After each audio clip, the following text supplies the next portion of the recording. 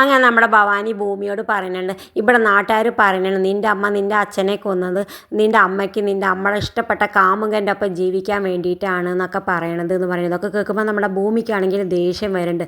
നിനക്കാണെങ്കിലും നിൻ്റെ അമ്മയെ ഇറക്കണമെന്ന് ഒരു ചിന്തയില്ല. കാരണം അപ്പോഴല്ലേ നിൻ്റെ തോന്നിവാസം മുഴുവനും നടക്കുള്ളൂ.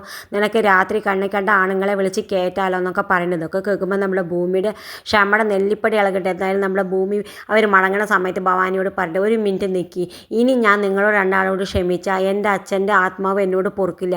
അതുകൊണ്ട് ഞാൻ അജയിനെ കല്യാണം കഴിക്കാൻ തീരുമാനിച്ചു എന്ന് പറയുന്നത്. ഇതൊക്കെ കേൾക്കുമ്പോൾ നമ്മുടെ ഭവാനിക്ക് ദേഷ്യം വന്നിട്ട് ഒരുപാട് നമ്മുടെ ഭൂമിയോട് ദേഷ്യപ്പെട്ടിട്ട് പോകുന്നുണ്ട്. എന്തായാലും പിന്നെ കാണിക്കേണ്ടത് നമ്മുടെ ഭൂമി അജയുടെ അടുത്ത് വന്നിട്ട് പറയുന്നത്, എനിക്ക് ഈ വിവാഹം കഴിക്കാൻ സമ്മതമാണ്.